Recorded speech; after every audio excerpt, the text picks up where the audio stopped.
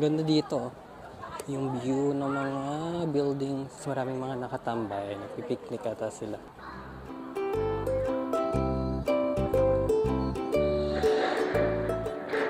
Ang daming aso sa baba. Cute.